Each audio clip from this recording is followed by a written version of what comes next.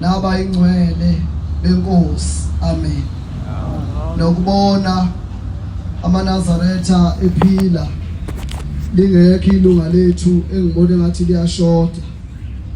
Kumusa lo bantwana bakanhliziyo okufanele subonge uNkulunkulu. Amen. Ngizocela enkosini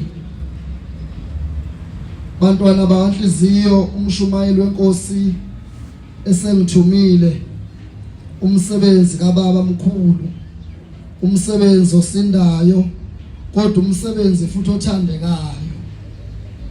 Ngoba ngiyayithi bantwana bakaShembe ngeke kulandwe umuntu oyiphuzele ethavele kuthiwa akazokhuluma ngoShembe sikhona. Amen. Fanele kubhibhidle thina ukuthi kanti sihlaleleni la siboneni sizweni. Ngizocela uNkulunkulu nami wangithandayo owangilanda nami emazweni akithi ngicele kuye ngengoma ka94 ukuba uNkulunkulu angipha amazwi amahle afanele usuku olungcwele lwesabatha, angipha inkonzo enhle yasezulwini. Angazi uyena uShembe wazi ukuthi ezulwini kukhulunywa kuthiwani, kukhulunywa ngani, kodwa kungabi inkonzo yasemhlabeni engeke isifake ezulwini. Ingoma ka94 sihlobo zami ezinhle enkosini. Thina semzwele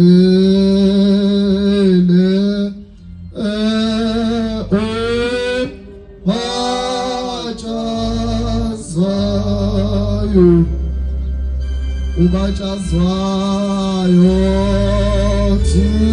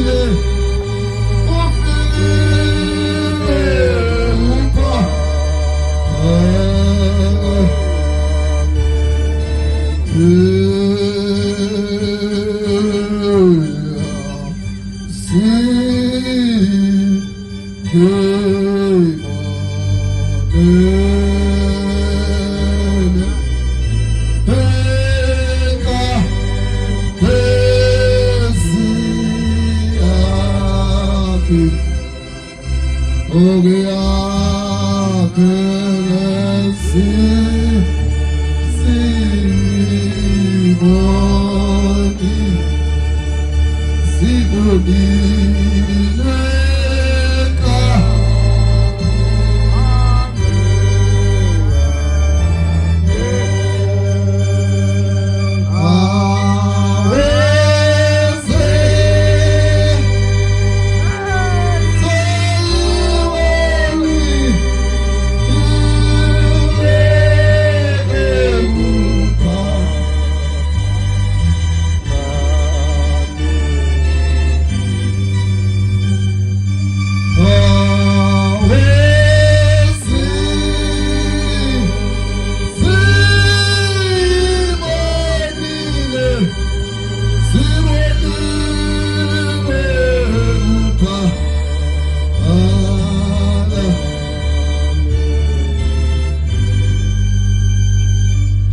uMthembe wabikezelwa izazi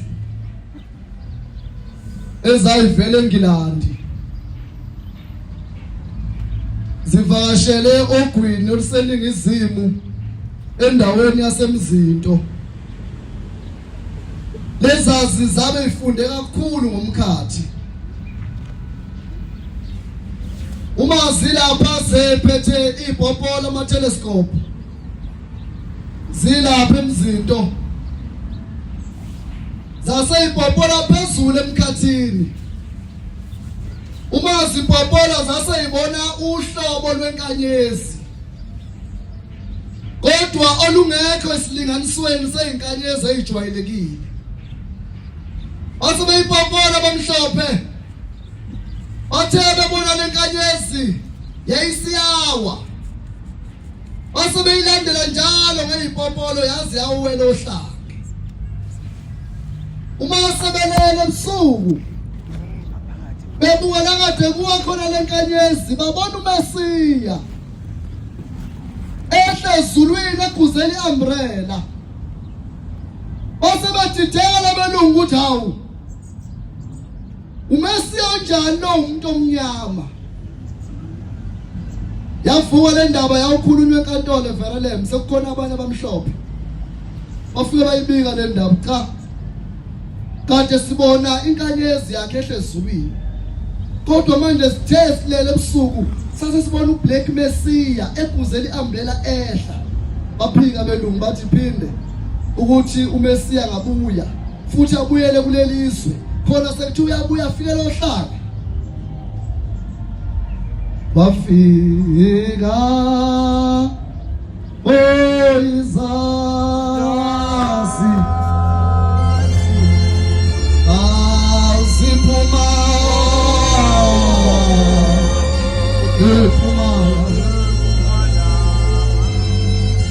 khona sekuthi uyafika kumuntu omnyama. Baphikisana abelungu enkantolo eVerulam wahlukwana beyiphikile abelungu ukuthi ayikho lonto. Kwase kuhlangana ibutho leintombi zamasistera ezamaRoma ezayibizwa ngamaVerico. Mase ihlangene kanje kubuswa ngalinye isistera akekho umntwana omkhulelile ngokomoya na liphike lithi hayi mina akekho wami nangi ubaba wakhe. Kubuzwe komunye akho umntwana nomkhulelo ngokomoya ngoba babamhlophe babengafuni lento ukuthi kuthiwa noma ibuyile kodwa ibuyele kithi. Akekho umuntu omkhulela ngomoya ayaphika wonke amaRoma ngaleso sikhathi. Yayisisuka le ndaba sebebonile ukuthi hayi amaRoma akulungi. Kwase kususwa intombi sebehambile labantu labelungu baseNgilandi sebebuyele ezweni lakubo bafika beyixoxa indaba yenkanyezi. Kwase kukhishwa intombi ezintathu kwaIsrayeli zize la eAfrika kwathiwa ihambe ziAfrika zifika ibuza ukuthi akekho yini umuntu onemsebenzi efana nekaKristu na. Njengoba kuzwakela ukuthi inkanyezi iwili welo hlange ake behambe beze befike kuleyo ndawo ohlange bese bebuza ukuthi akho mfundisi nowenza imangaliso la mhlawumbe ezazenziwa uKristu babheke kuyo ukuthi akuyena uKristu obuyile la. Base befika phakathi komzi wasePhakameni zafika lezi zintombi ezayifika ePhakameni zingakafika isiphuma indlamhlathi kaMayekisi uNkulunkulu okhonzwa yithi unomlethe kaNomadina zonke izothi mlethe umbayimba wethu uchuphile siulindile.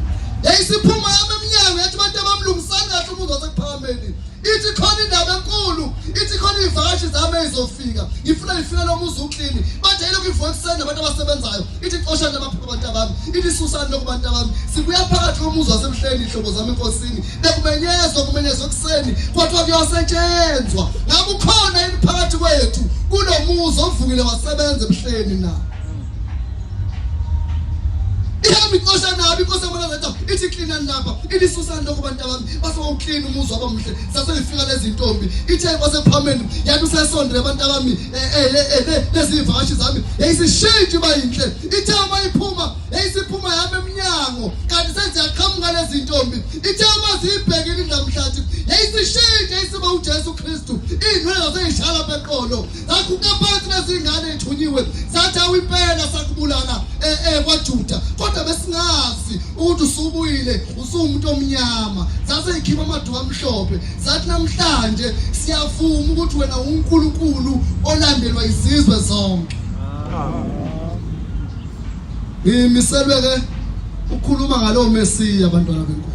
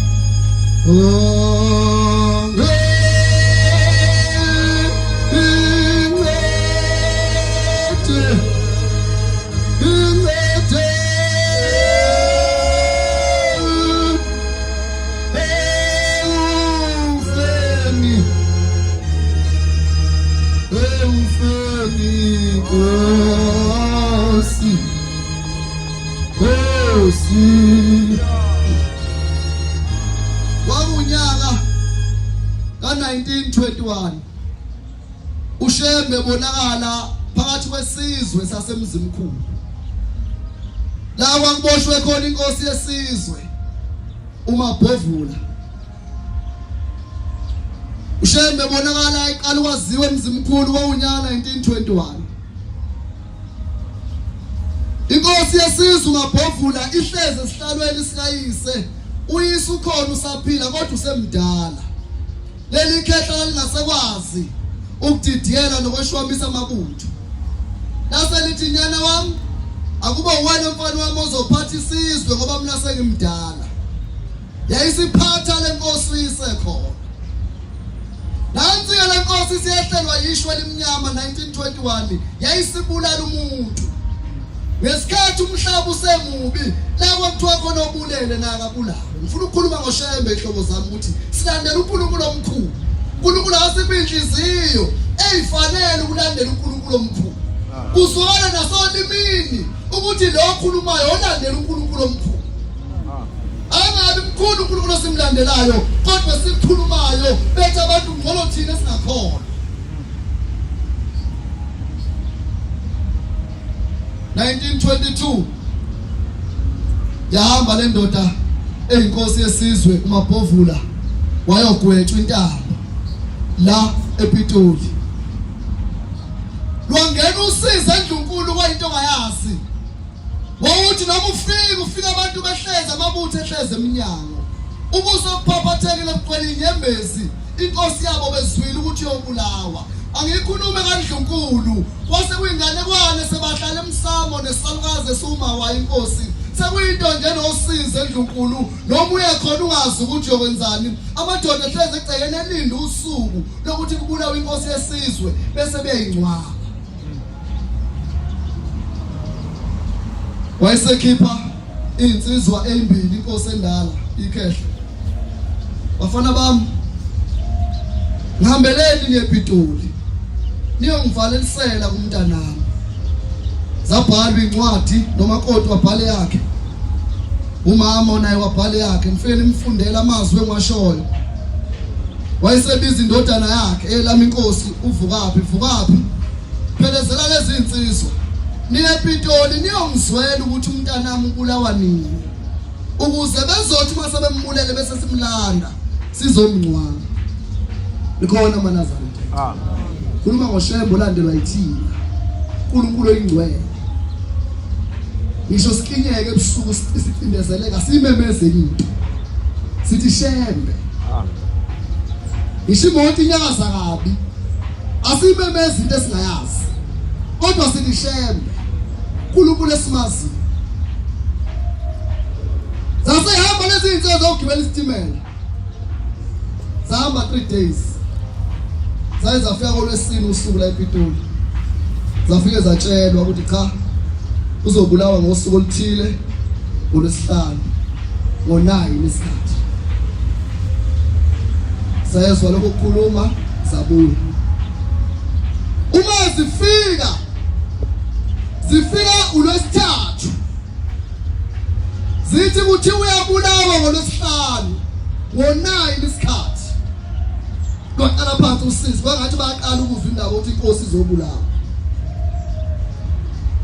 Kuthe ebusuku ngolwesithathu noma ebusuku ngolwesine kwase kufika amakhehla amakhosi amadala kwaZulu azala uMabhovula nekhehla elimzalayo aqhamuka kubaba mkhulu ngesibonakaliso ehamba eshaya ugubhu ehlabelela ethi vumkhaleni uZulu ushiqhude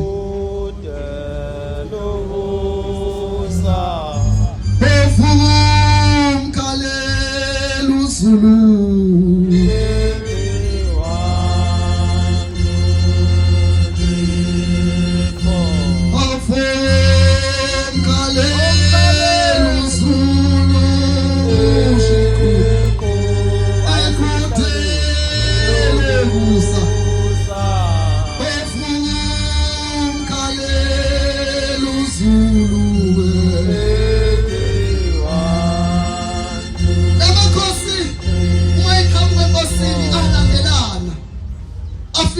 Nkosi yezulu nomhlaba ingane ethi yobulawa ePitoli ngolwesihlanu siyacela uyosikhiphela yona embeseni ePitoli Nkosi yezulu nomhlaba.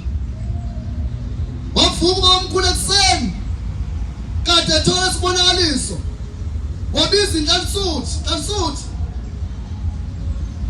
kade kufika amakhosi asemzimkhulu kwaBhatha kuthiwa kubi kuyobulawa inkosi kusasa ePitoli ngo-9 asabe siyoyikhipha inkosi. Wayesebiza insizwe ezu-6 wathi abamphelezele yayisithathu uhambo yaze yafika emzimkhulu uShembe wafa ntambama wabonana ekhuleka esangweni yahamba etshela insizwe ukuthi siyajika la nakini uShembe uyazi uyofika ngelinye ilanga. Ambona mina efika ekhaya wayixonga indawo mina uShembe ngahlangana naye ekhishini ekhaya.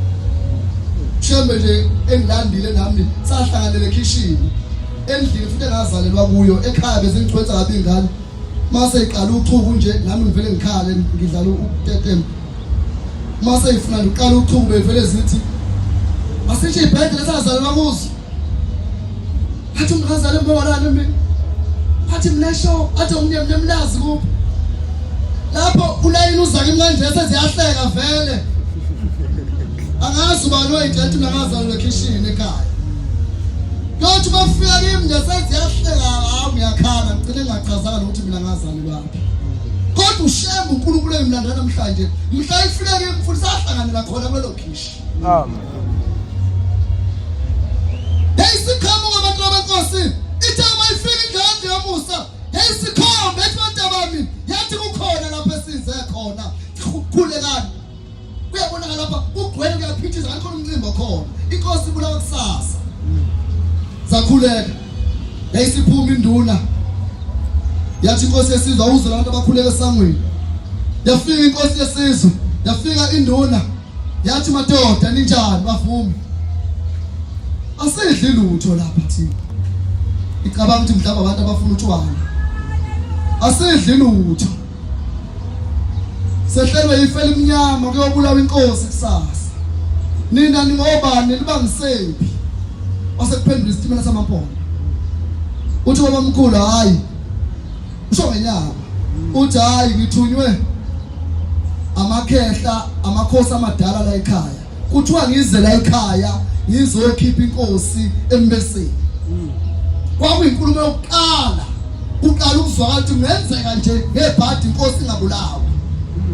Umuntu oqala wafika nethemba uShembe yayisike wayesethe akanini madoda abengiyobuya ngaphandle wayesebika utheme ebuya yathi inkosi yesizwe endala ikhehla ubangenise zangena zasengena zahlala yayisithi yebinga lendoda endala sanibona madoda bavuma nilibangisephi hayi size khona la ekhaya ngithunywe amakhosi amadala ala ekhaya ukuthi ngize bathela ekhaya kunefeli imnyama elehlila ngizobakhiphela inkosi kusasa ePitoli ngo9. Hawu umuntu kaNkulunkulu swazi nesikhathi. Mana ngicela ukubuza ushindoda endala. Buza. Thina sinikele ngeshumi lenkomo emaphoyiseni sizama ukuthi siwagwazela ukuthi inkosi angayibulali. Wena ngoba ufika manje uphethe malini wena? Yaphendula inkosi yasePhakameni ithi niyozwa ngaye ukuthi ngimkhiphe ngamali. Kwabukwane endlini. Uma kufika ushembe bantwana baNkulunkulu. Ngisho wayintandane njani. Kodwa uma ubambelele kahle kushembe, siyokhukulwa uyizinto ekhaya. Kodwa hayi ngokuhliphisa kanjena nje. Ngokuyahliphisa ekhaya. Uma uzofika ubamhlophe ukuphiyaza nje egcekeni, usuhlulela umuntu egcekeni, abanye omalume emakhaya uyabika udadewabo, malume nansi ingane, futhi nayo ingane yami iyafa, isikweqa amehla mhlophe. Ngicela ungenzele ukuthi ungibikele emsamo kobaba ukuthi nansi ingane ifa. Mhlawumbe badinga ukuthi ayihlawuliwe, ukuthi uphendula nentebe yakho neyichaza ukuthi hey ngikwenza lokho mina ngoba bayifa mayifa. Inazaretha lingenamusa elingafani noNkulunkulu. Ithi ingoma sePhakameni angijengayo baba kodwa ngiyozama. Inhliziyo yakho kufanele bemnene ibonakala ukuthi lo muntu obona uNkulunkulu noma ekhuluma nje noma enza nje kodwa cha umuntu obona uNkulunkulu. Ayifu mayifu. Abanye kufiwe kufiwe ekhaya emndenini angayi kwabuya ukunokuba ayakhuluma amagama amangaka amakhulu futhi kusasa ayodinga inhlambuluko alikihlazo eledlula ukuthi uzothwina zetha lisawulungisa inhlambuluko lenzelwe inhlambuluko iNazaretha umuntu owayekholwa kube kuyimbenge lapha akafuni kwenza inhlambuluko futhi inhlambuluko zakini ngeke uzenze embengini. Uma umoshe ekhaya umlungise ekhaya umoshe ekhaya uye lapha embengeni ayisuki leyo nto. Fanele uye ekhaya kuhlala kwendlalo amacansi endlini ngenhla kukhuluma inkinga. Hayi kwabukwana endlini. Ithi ikhehla hayi ngicela ukubuza umbuzo wokugcina ke manje mntana. Ithi ndlamhlathi buza. Uthi ngoba mina ngikhiphe ingane la ziyomzwela usuku lokubulawa kwenkosi ePitoli. Lezi ngane zahamba insuku ezintathu. Zayizafika ePitoli ngolwesine. Wena uthi uyokhipha umntanami. Kodwa wena ulapha ngoku. Inanga ngoba liyoshona nje. Umntanami ubulawa kusasa ngo9. Uyakufika nini ePitoli wena? Yaphendula ngezwi elincane. Bathi hey ngezwi elincane njengelonyazi. Ithi niyozwa ngaye ukuthi ngifike nini. Yayisithi inkosi uyambuka uNdlunkulu saba lokukhuluma phela kodwa uyaqala ukuzwa umuntu othi umnyeni wakhe wenzeke ngafa. Ithi le ndoda emayikhuluma noba omkhulu ithi umuntu kaNkulunkulu uma ukuthi lento ayisho uqinisile. Uthi mhla kuthi umntanami uphumile uthi wobuya uze lapha ekhaya kuyokunika noma inkomo engako oyifunayo. Yayisiguqa inkosi yathi ngicela ukubuza. Wathi yini eyenziwa inkosi yesizwe kule ndawo? Iyenzela uNkulunkulu na? Sazobuzwa kimi, sazobuzwa kuwe. Uthi yini osokwaenzela uNkulunkulu? Hayi babukana bonke hayi. Hayi. Bathi ikhehla umntanami. Kodwa inkosi yayizobuyenzela uNkulunkulu imthatha apha ayikazikholwe ndawo inkosi. Waye bevele phela lo uNkulunkulu. Wasakuphendula isalukazi simzalayo. Sathi hayi umuntu kaNkulunkulu ikhona into ayenzayo. Kodwa akayenzelanga uNkulunkulu. Wayenzela amakholwa aseweseni. Wawakhela indlu yesonto. Yayisithi inkosi yasePhakameni ngiyabonga iyona into wayenzela uNkulunkulu leyo. Amen. Ubuwahlulela nje wena. Ake ba inkosi inyanga yesizwe. bayobuza baba sicela ukubuza ukuthi njengoba thina sesikubonile ukuthi wena ufana esizulwini ayikho into efana nawe emhlabeni sineqiniso ukuthi wena shemba uNkulunkulu kodwa sinenkinga sinezihlobo eyikholwa enkonzweni ngabe bona baya kwaSathane na ithi inyanga yezulu cha abantu abami ithi abayi kwaSathane ithi bayakhona ezulwini ithi nini umehluko munye nani ukuthi nina uNkulunkulu nihlala naye nimbona ubuso nobuso bona bamthandaza bengamboni ithi ngibona mina ithi nginezandla ezimbili ithi abembethi kubemhlophe badlula la esandleni sokudla ithi abangakholwa nabezinkonzo badlula esandleni sobunxele ithi akekho ezulwini engadlulanga kimi uNkulunkulu welokhonzwa ithi ufazi walokhaliki iNazaretha elakanahambe emhlabeni nafikela nenkinga phambili nabuyela nasiyonikelele inkonzweni bonke basithuma la emvele khona khona ukunalokho kusuka bayinkonzo bengasifayele kwashembe siyobanikele naye bengakholwa khona thina sikazosithuma thina kwenye inkonzo mangiphathiwe ngobuya kwabakithi ngithi ngiyelele enkosini hambo lamaluhle yesithi inkosi abamnikeza ukhiye ehambe kulendle yesonto uthatha ukhiye aqonda khona thaba ifike endlini yesonto yavula yathi agubwe ukuthandaza wathandazwa kulendlu aqasuka afa amabhaca athi lo muntu wade uzolanda inkosi inyanga leyoshona manje lo muntu uyisa uzosifundekela ngokuthi uzokhipha inkosi ejele yabona ilanga leyoshona manje buka manje bayasonta manje lapha kodwa behlulekile inyanga hluleke ukuthandaza asamzobashaya manje abantu athathe induku sambe sibe bavaya khona phela ndisi bashaya athebe befika lapha bayifika inunu kaHliziyo ithi bantu abami ithi angizile khona ukuzosonta ithi angizile khona ukuzoshumayela kodwa ngilethela ukuba ngiyokhipha inkosi ejele ngiyobuye ngize nginivakashele sizokhonza kodwa awuzamusa abantu salukhuluma lolulimi bayibeka phansi into yaphuma inkosi yasephakameni yahamba angizubixoxa kodwa ngiyazi ukuthi yahamba aphi yadlula nje kumnyumuzo waphakathi sekusebusuku yafika yalala khona lapho indoda yakho yathi khona lethe khona imbuzi ithi ngiyabaqala abantu abasabela kanje uba uNkulunkulu wathi sicela ukulala ngoba bese sivuka sihamba kusasa base sihlwele uzona la ngaphakathi kodwa umuntu oboshiwe usePitoli lapho khona bathi baletha khona imbuzi bethithekile uphakathi nonkosikazi sobaphana abantu bayasabeka bayathandaza uphakathi ubuya ecwaleni ubuhlaba utshwala ubekela la phezulu uyafika ufika abantu angabazi unkosikazi sebangenisile sebehleze endlini uthi kunabantu abacela indawo kulala uma uphakathi bayasabeka laba bantu sizobaphani uthi unkosikazi nabe ngibukekele imfini boso wenze njani badideka wayesetha ukhona imbuzi owayisisela umzala thatha yona sibahlabise ngazo umtshela umzali ukuthi hayi sobuye simbone ilako akhuluma khona imbuzi ezathi zibambile ingane yavele imbuzi yawaphansi yathi ngicela ukukhuluma kwabaleka wonke umuntu endlini lapho baba mkhulu oyibamba lapha imbuzi entanyeni wathi hey wena usukhuluma ulimi lwabantu bathi hayi siyaqala thina lokhu uthi hayi bantu abami singitshelile imbuzi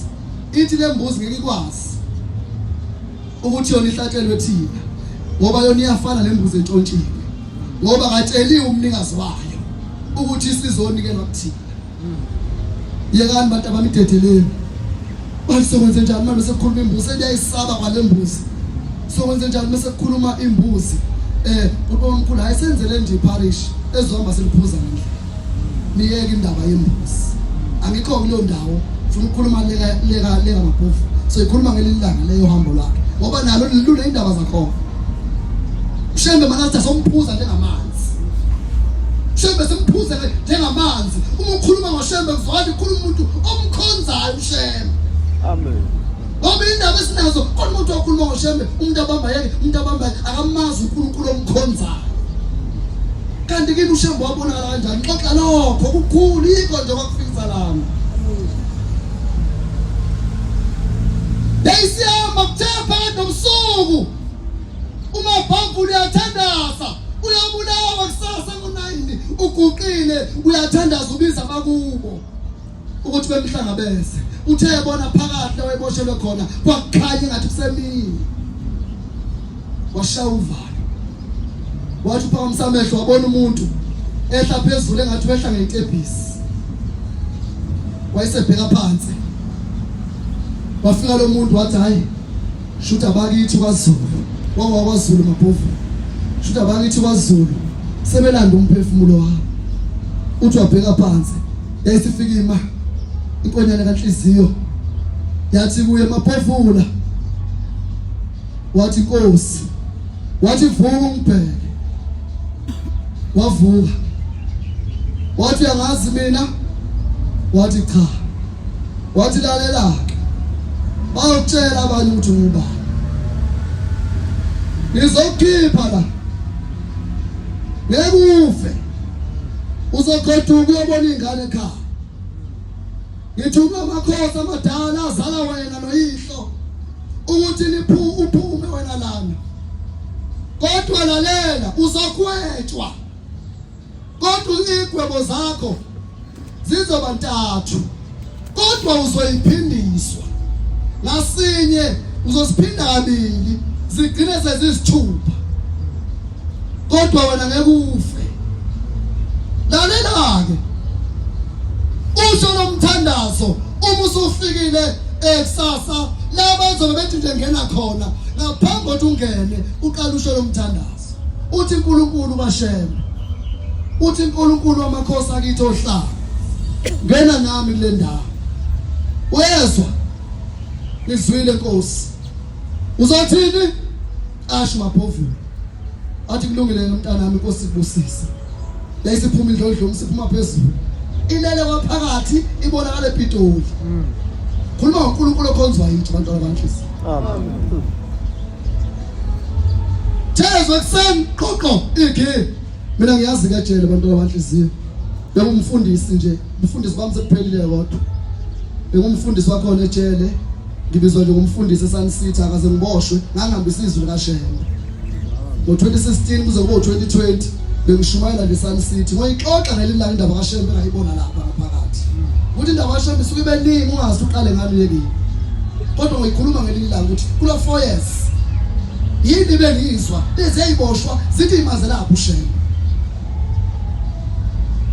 khona wakwaNdlovu sengiyaxolisa owesixoxela ukuthi uShembe wambona kanjani uthi babe zinkabi bethunywe beyobulala elinsizwa uthi bayifika ihlezi endlini buku TV uthi ashaya isicabha ihlezi buku TV uthi sathi silungisela ukudubula uthi ngabona inyanga ezulu iphuma esithombeni uthi ulaphuma lelikhehla lafile lama live wakhe unase livula izandla lathi yena ituphunga ningambulala umuntu ebesathi aShembe kwakhuluma ibosho ankonlo ndaba qele amabhovu ithi Nkosi yasekuphakameni ithi mntanami ithi ke uzokwenza lomthandazo yayisiphuma yahamba kuthi ekseni wezwa khali ikhethele kokoko isize size omisize Nkosi omisize Nkosi yami Ango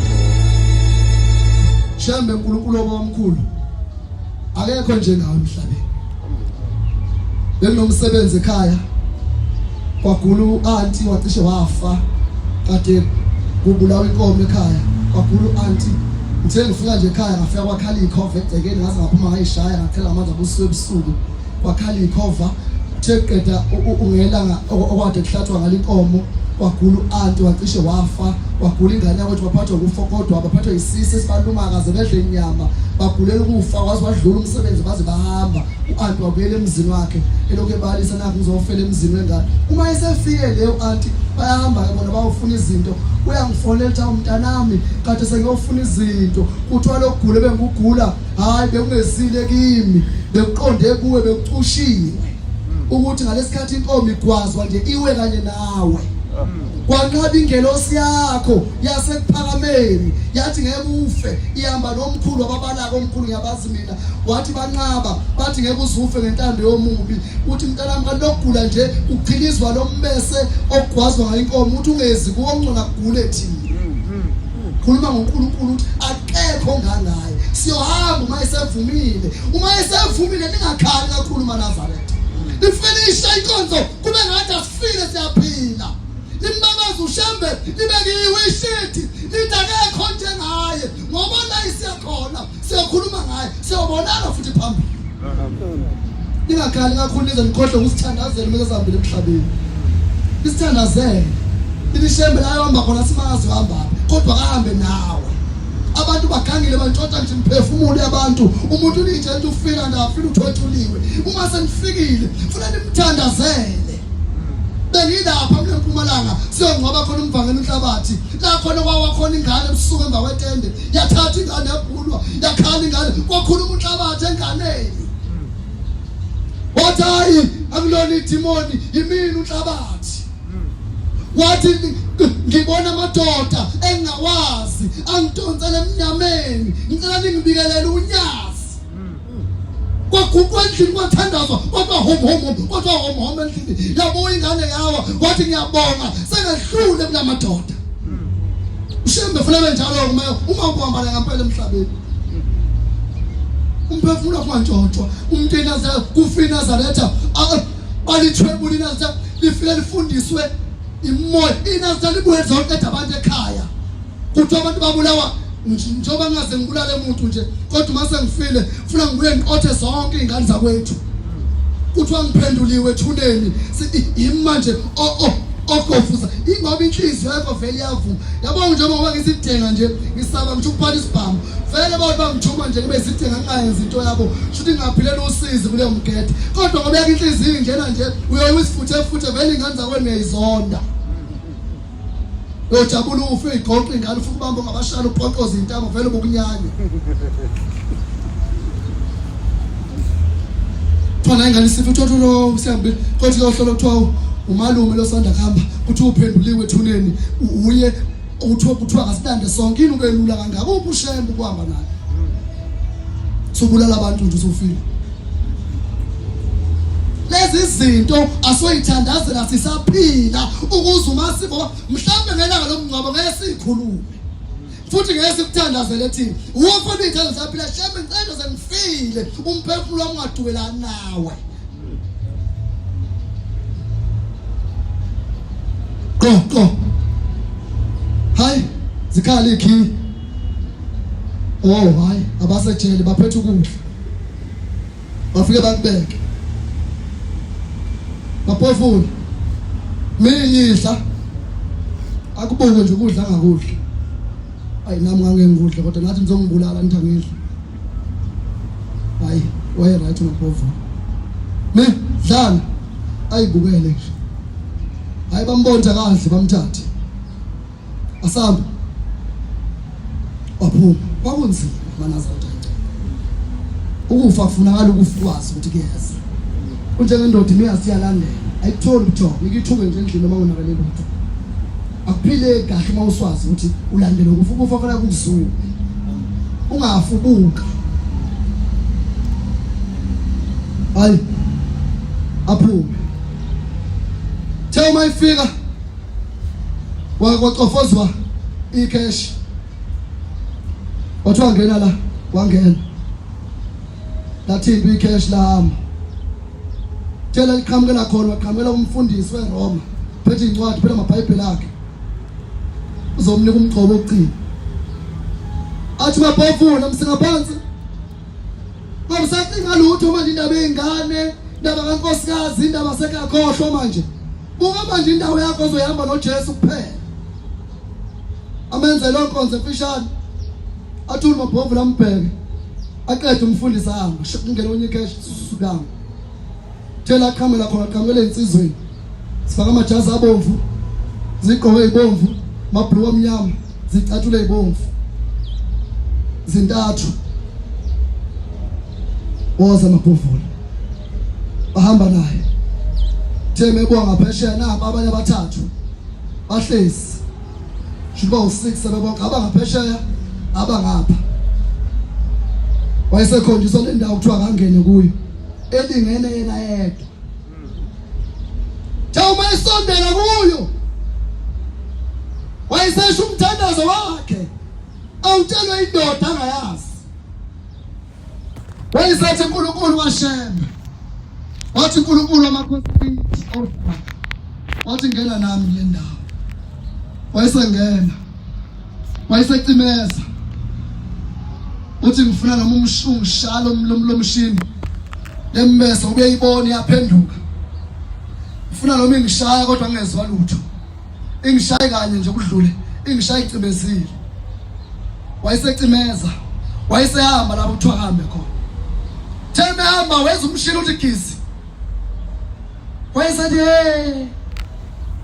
ezimbese shana phezulu eyitshela imshayile thema idlula ethi uyabheka uyazithinta ayakalimele themshini athi nani mngaphesha ibuka uyaqhaqhaza umshini osuka amaphula sondela wenzakala lo mshini abantu babheka umshini uyasha iyasha imbese iyashunga bathi yaqathi kusho imbese lapha umuntu kanti besimfake lapha imile ngaphesheya yaqala phansi imbese yakhishwa yonke le ekadisha kwafakwa eminye ngikhuluma ngoShembe inhlobo zami enkosini yakhishwa lemshini ekade ifakiwe yakhishwa lembese kwafakwa eminye ebuka wathi hayi kufanele phindiswe wathi hayi bo umthetho waphikisana bodwa uthi umthetho umuntu emegeje umshini fanele dedele akaphindiselwe lithatha lokudlwa akaphindiselwe waqhama ikhulu sathi lo uyinkosi ephethe wonke umzimkhulu uzofundisa abantu ukubulala fanele lo ebulewe ukuze kube isibonelo emphakathini ukuthi umuntu akabulala akaphindiswe liphethwe yithi alizo usubuza imibuzo esingayizo yalungisa umshini uthi umfundisi uXaba mayikhuluma le ndaba uthi uthe mayisebuye kwesibili uthi wayebaxoxela uthi baba bebaxoxela uthi uthe mayisebuya uthi wayesela ngisacimezile manje ngifuna ungishayela umshini ngobuka uthi wayeseza uthi wathi akangena nanke liplanga libekiwe kufuna lithile lancane bese liyaphendula uthi wayesewubheka utheza ubhose qhamla umbani wezulu uthi wakulo mshayele like ningangasi qhamla uthi wakulo acimeza ubashala umshini yashana lembese yaqala phansi imbese yasha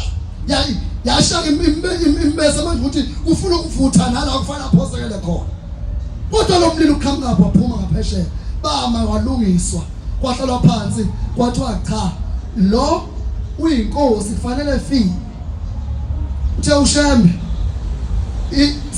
igwebo zakho izoba ntathu kodwa zonke uzoyiphindiswa kabili uShembe ukhulume ngento ezokwenzeka ingakenzeki wasuka komunye wathi yabona ke kufanele ufaka kulowo yamshini lo yana ke kuthiwa yilona ogaya umuntu uzogaya nethambo awubulali sometime ugida nawe mhlawumbe ungazufa ebusuku lokuqoba kancane kancane kuthiwa ke wona abantu abasuke benza isihlungu kakhulu kuthiwa kufanele bezizwe ubuhlungu kanjani kwathi uyofakwa kuwo wathathwa thefi wafika amadoda khona athi mnomzana wenzeni ukuba uzofaka lo mshini onzima kangaka uthi bathi hayi wathi ngibulala umuntu kanti umbulale kanjani wayithulela ngoba zaphendula hayi lathina sibulala abantu abasuke benza into embi ngampela wena wenzeni zamemeza ikhulu zathi faka lo muntu wafaka wenza umthandazo wakhe uNkulunkulu kaShembe uNkulunkulu amakhosi akithi ohlanga ngena nami kule ndawo yayisima le ndoda yayisihamba phezulu kweli plango lomshini ememphezulu kwawo uthi uzishingishane somoya oshisa uqhamukalaka lapha ngaphansi wahamba phezulu kwale ndawo ilingenena wahamba phezulu kweplango wozophuma ngala kwathi wayibona iplango nilibeka kanjani laphinda lamiswa kahle lacuphela kwathi angabuye waphindwa hamba phekwalo amabhuna athatha ogwayi babo silithamba obhema athi lo muntu umuntu onjani lo esithi masimbulala engafi waphuma mama ngapheshe kwathi akanje kuye kuthithayi kwayodliwa kwathi uzobuya bonakale ahamba amabhuna ahlala phansi enza meeting ukulomuntu yiphi indlela ofuna bulawe ngayo kwathi waphela isekusele option eyodwa uma wehluleke yona isecond response likhona manaza tayingcwele Ingcete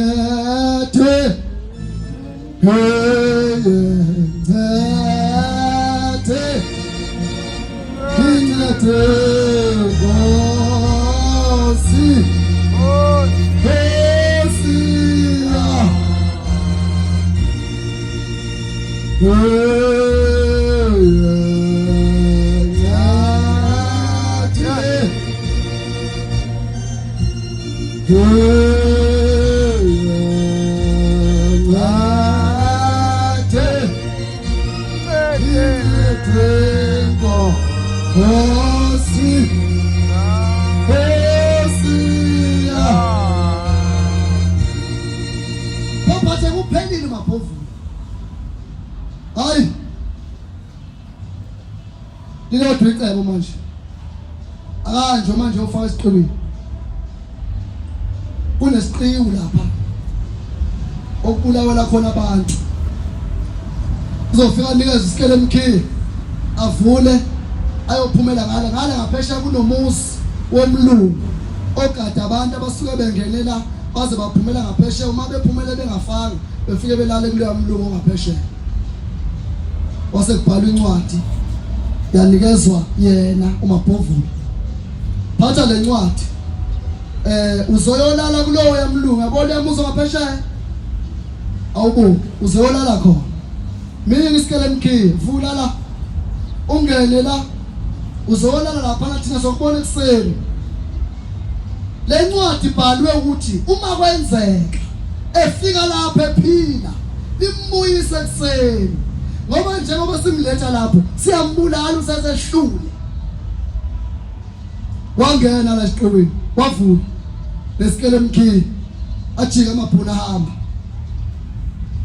wathatha amaqhatha amabili wahamba washwaka inwele libi ihlathi linomhlanga kuyanyangaza uthi kuyanuka futhi ithumbu zabantu ahambe kabili athi aluvuza ikhanda abona amakhanda abantu abadli bazilwana abonda uyabulawa thesa cabanga kanjalo waqhamuka indlovu yazisheshile yakhithima lendlovu iqonde kuye samile wayesapheka phansi wathi lungile ayingibulale ngiphumule ukunokuba kuzokwenzeka lokhu thama ifika lendlovu iqobo sami yayisifika yafika mama ngomboko yamthatha mphosa emhlane yangena naye indlela baba nalendlovu imbeka emhlane ihambilwa nezilwane yathi ufika ngaphesheya thama ifika ngaphesheya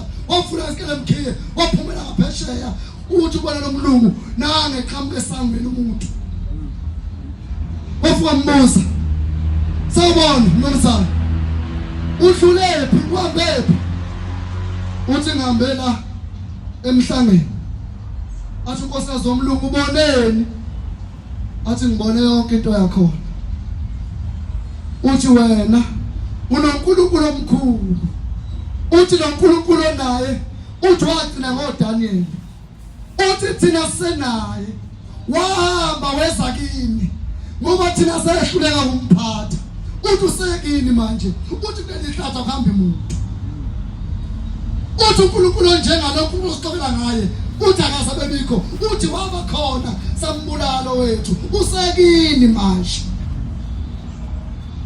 wathi hawu wafunda lencwadi ayiphethe wathi lencwadi kuthiwa ngokubuyisa ekseni lamnika amanzi wageza lamnika ukudla lomlungu wayikhanedla wamthanda lomlungu ekseni wathi ukhuluma nomnyeni wakhe myeni wami asimbuyiseleni lo muntu ngoba singambuyisi uzobulawa thina yawazi umthetho kodwa lo muntu ngimzwe ubuhlungu unoNkulunkulu omkhulu Jesu walomlungu mase bemhambisa ekseni selalo wavuka bathi thandaza uNkulunkulu wakho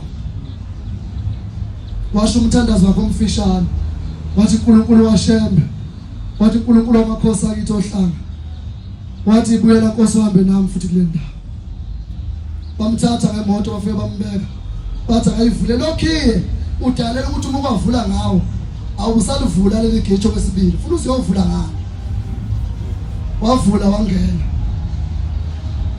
wahamba abeli wavuka izolo thesa cabanga kanjalo ukuthi ngizodlula ubani lapha yayisikhamo futhi indlovu izolo hayi baba mkhulu siyawucela shembe lo umthalelo thando siyawucela nathi Nkosi omhlanga wendlovu usithwale phambi kwezitha zethu sithumeleze phambi kwaso sithumeleze phambi kwaso size siyibingelele yasifika le ndlovu yafika phinda futhi yamthatha yamphosa emhlane yangena naye endlini yalwa nelwane iphindisa emumva yafika mshiya yamgada wavula waphuma amabhunu athi mayephumela avula izandla mahaka athi wena usehlulile uNkulunkulu omkhulu uNkulunkulu wakho uyamangalisa hamba ubuyele ekhaya nezingane zakho wena usehlule kwase kwenza umlayezo kwathiwa abayihlanga bezinkosi kwazwakala ebukhosini sengabaleka abantwana abanhliziyo uyashaya phasi kwathiwa abayihlanga bezinkosi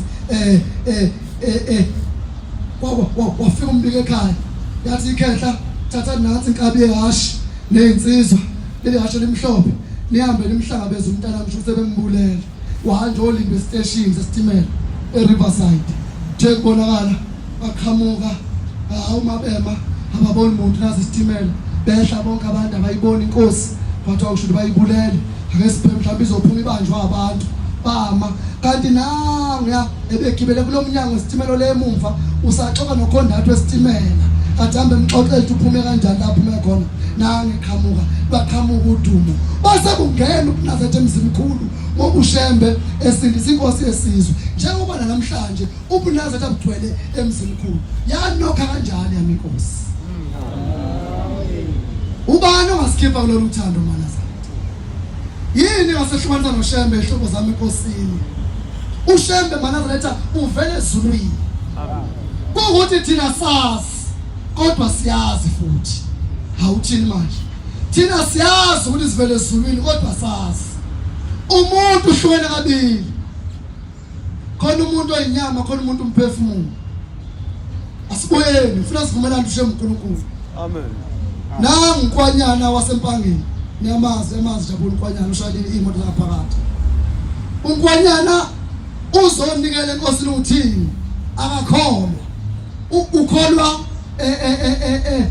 esontweni lakhe ngithi wayithetha ngazi kanjani noma wayeseluthe uma efika uNkwanyana enkosini uthini ngifuna ukukhuluma lokho angikhuluma umlando wonke lutho uthi ngokuye akasonto uNkwanyana uzonikela ukuthi emsebenzini bayafa babulawa umuntu emeke wathi nje ulibambele ngashona lishona ngempela ngoba bakhona njalo la emsebenzini lesontweni abanjalo emafemini ama-forklift abawathintwa ebeshayela umshini awuthintwa kuthiwa ngamkhulu bani awuthintwa mbili amakholo athatha nje izinto zabelungu yeni awezulu ngizongena ngendlandla senithatha nje izinto zabelungu ukuthi ngifuna le computer ingathinta umuntu ozoyithinta abantu eyikhanda iyeke hayi ithi inkosi uthi uNkwanyana ngifuna ukukhuluma ukuthi ezulwini siyazi kodwa thina sakhumbula lutho uthi ubaba uNkwanyana yena khehla uphi uNazaretha wakho uthi ukwanyana baba hayi mina ngisondi la ekhaya angisondi la ekhaya ngiphethe intsha mina esontweni lamangaze nje ngasonda la washema ingubo yala ekhaya ngaze ngaba nayo uthi vusa ikhanda ungibheke amube uthi ngibona mina uthi ukwanyana ngikwazi ngiyaqala namhlanje lithi nje ngabalinda leli khehla ngibuke kahle ukwanyana ngiliqolezela ikhehla aya ngikwazi lutho uthi ngengani wena nantsonga lefuna engani wena ezulwini wawumngani wami ngihlala nawe ezulwini mina ngasengehla kwathiwa ngizohlala kulesihlalo ngakushiya wena ufaka umnazo ezulwini usufika emhlabeni ushonisaphi asambe besehlabelweni sakhe osithixo lomusa bevesele elilandelayo iyafuna inhliziyo uthixo phila umphefumulo wabo bonke ukhumbule ezulwini angeke ukhumbule endaweni ongayazi angeke nje mina ngithi ngikhumbule eCape Town ngaze ngiye angeke ukhumbule endaweni ongayazi ubaba uthi wonke ukhumbule ezulwini mana sayingcwele asikulungiseleni ukuthi masambe emhlabeni sibuye la esavela khona amen abangayimbethi ngoba emhlobo abayimbathi ushembe uNkulunkulu amen inkosi ibusise nikuzwini amen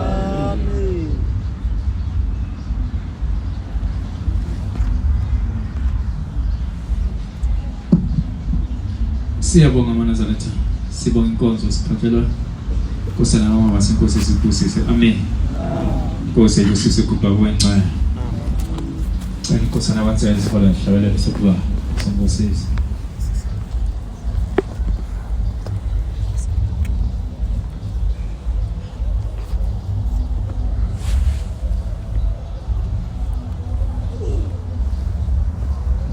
hlawelo 45 Ameza